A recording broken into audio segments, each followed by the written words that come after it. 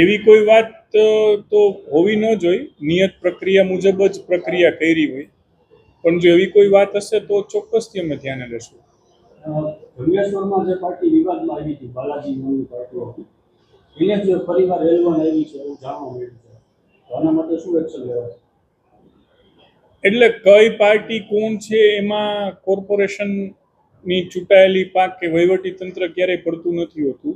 L1 જે આવી છે એ આવી હશે. જે પાર્ટી ઉપર આક્ષેપ છે સર, એને બીજી વાર ટેન્ડર ભરવા શા માટે દેવું? આક્ષેપો એટલે શેના આક્ષેપ? એ પાર્ટીએ જે જંગલેશ્વરનો વિવાદ હતો એમાં વધુ રકમ લીધી હોવાનો આક્ષેપ છે. તપાસ ચાલુ છે, તપાસ સમિતિની નિર્ણય આવ્યો નથી. એટલે જંગલેશ્વરમાં વધુ રકમ લીધી એનું જસ્ટિફિકેશન તપાસ સમિતિ આપશે, પણ ટેન્ડર પ્રક્રિયા તો એ પહેલાની થઈ ગઈ હશે.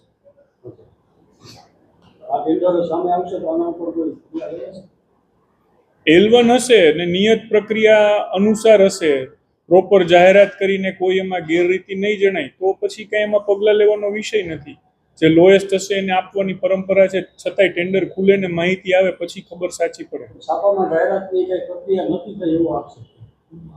જનરલી એવું ન બને, છતાંય આપ કહો છો તો આપના માધ્યમથી મને જાણકારી મળે છે, હું વિગત મગાવી લઈશ. પણ પ્રાઇમા ફેસી મારી પાસે માહિતી છે ત્યાં સુધી નિયત પ્રક્રિયા થયેલ છે.